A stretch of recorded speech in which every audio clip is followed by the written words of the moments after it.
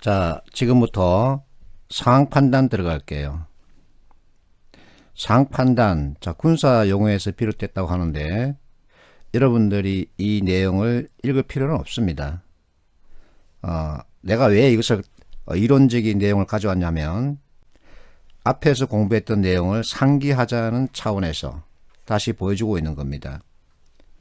무엇을 상기하자는 차원이냐면 키워드 3개 생각해 보세요. 생각, 행동, 결과, 행동 중심, 방향 언저. 이것을 다시 한 번 더 상기해야 합니다. 어쨌든 간에 우리는 행동에 관련된 평가를 받고 있습니다. 상판단형 역시 지식형 지문과 행동 경향형 지문이 있는데 지식형 지문, 자, 행동 반응을 묻고 있습니다. 최적 행동 반응, 최적, 나에게 딱 맞는. 그래서 최선과 최악 가운데 어느 것을 고르느냐, 이것을 보는 거죠. 행동 경향형, 행동 방향을 선택하라고 합니다. 생각, 행동, 결과, 키워드, 행동에 대한 얘기. 그러면서 방향 언저. 자, 여러분들이 지금 현재 직면하고 있는 면접은 행동 면접, 행동 사건 면접, 경험 면접입니다. 그렇게 되게 부르죠. 행동 관련된 인적성 문제 가장 잘 만든 회사가 바로 SK그룹입니다. SKCT라고 부르죠. SKCT는 거의가 행동 방향 관련된 지문을 또는 발문을 주고 답을 선택하게끔 만듭니다. 자, 그렇다고 해서 여러분들이 역량을 공부할 필요가 있느냐? 아닙니다. 없습니다. 지금 내가 설명하기에 공간이 부족해서 한 페이지 더 만들었습니다. 자, 앞에 있는 문제, 바람직한 행동은, 이 문제를 풀기 위해서는 두 가지 사고를 여러분들이 알아야 합니다. 하나는 트레이드 오프라는 사고입니다. 다른 하나는 어포저블 마인드라고 해서 통합적 사고에 대한 얘기입니다.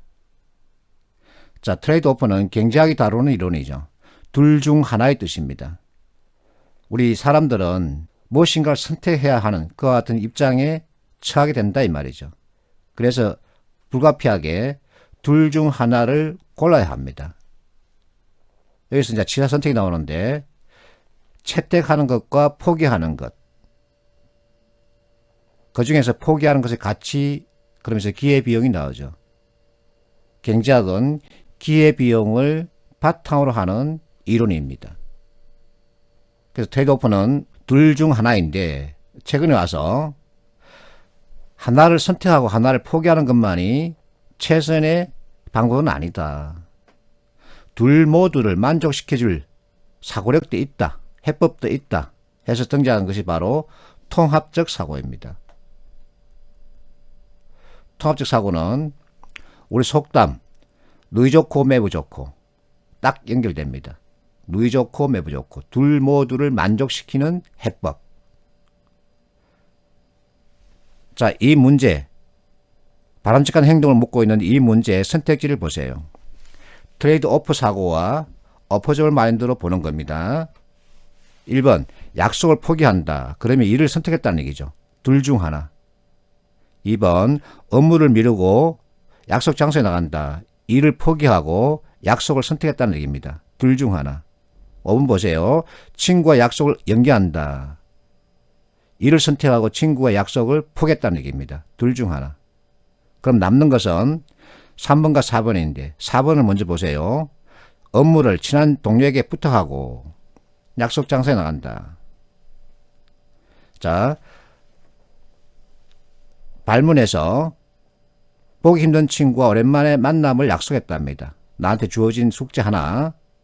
하지만 갑자기 일이 늘어나서 팀장이 야근을 지시했답니다. 문제 2. 내가 원하는 세상은 칼퇴근해서 친구 만나러 가는 겁니다. 근데 지금 두 개의 문제가 생기면서 어떤 행동 방향을 정해야 될지 난감한 처지에 처해 있습니다. 이럴 경우에 어떤 행동을 선택하느냐, 최선, 최악, 이걸 묻는 거죠.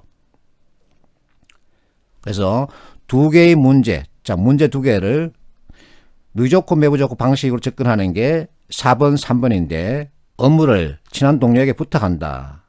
약속 장소에 나간다. 그러면 일도 하고 약속도 지키고 둘 모두를 좋게 하는데, 친한 동료에게 동그라미 치놓고 보면 친한 동료가 어느 만큼 일을 해주는지를 모릅니다. 팀장이 나에게 일을 시켰다는 얘기는 내가 거기에 전문화되어 있다는 얘기예요. 친한 동료가 어느 만큼 일을 할 줄 아는지, 그의 스킬은 어느 정도인지 그와 같은 구체적인 정보는 없죠. 그래서 4번은 막연한 대응입니다. 안 됩니다. 3번을 보세요. 급한 일을 우선 처리하고, 이게 바로 우선순위 매트릭스라는 거죠. 팀장이 일을 나한테 시켰는데 그 중에서 급한 것과 급하지 않은 것을 고를 수 있겠죠. 그러면 급한 것은 오늘 하고 급하지 않은 것은 내일 하겠다. 왜? 오늘 갑자기 친구와 약속이 정해져 있다 하고 팀장에게 양해를 구할 수 있겠죠.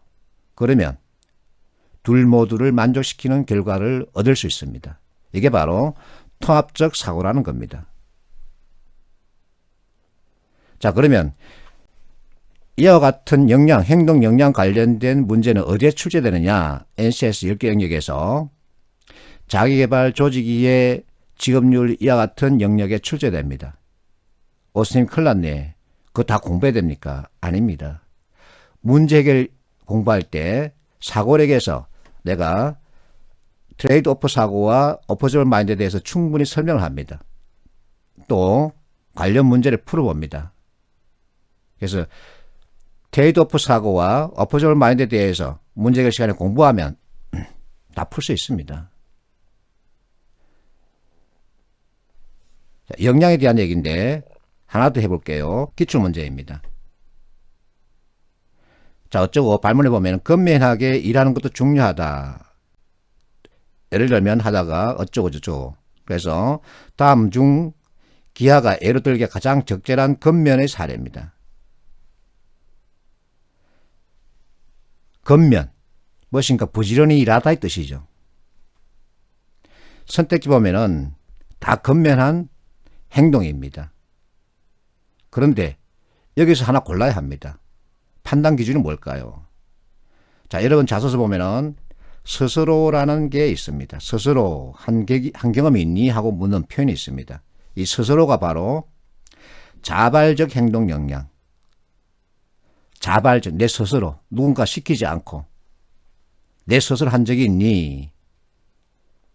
그래서 그 동기 가운데 자발적 동기가 가장 큰 효과를 낸다고 얘기하죠. 자발적 행동 역량을 묻는다. 스스로 나서서 움직인 경우를 고르면 되는 거죠. 그러면 답은 1번입니다. 세일즈맨이 성과 또는 보수를 높이기 위해서 노력하는 일, 이것은 자기 스스로 선택해서 움직이는 거죠. 2번 보세요. 늘 일을 빨리 마무리하고 10분 먼저 퇴근한다. 이것은 회사 규정을 어기는 겁니다. 3번 생계를 위해서 이건 마지못해 어쩔 수 없이 나가는 경우죠. 4번 선생님의 지시, 자율학습. 표현은 자율이지만 선생님의 지시에 따르기 때문에 사실은 자율학습이 아니죠. 타율이죠. 강요나 지시에 의한 거니까. 그래서 답은 1번. 이게 바로 행동 역량을 평가하기 위한 문제 유형입니다. 이와 같은 문제는 앞에서 얘기했듯이 SK그룹이 가장 잘 만듭니다. 그렇다고 해서 여러분들 역량에 대해서 공부할 필요는 없습니다. 문제 해결 시간에 충분히 내가 여러분에게 설명하고 있습니다. 자, 그러면 다시 앞으로 돌아와서 왜 상황 판단 관련된 피셋 문제를 보느냐. 지금부터 문제 푸는 건 전부 다 피셋 문제인데 왜 피셋 문제를 푸느냐 하면은 NCS는 태생적 한계를 가지고 있습니다. 뭐냐면 적성형 문제는 지식을 기반으로 하기 때문에 공장에서 찍어내듯이 문제를 만들 수 있습니다.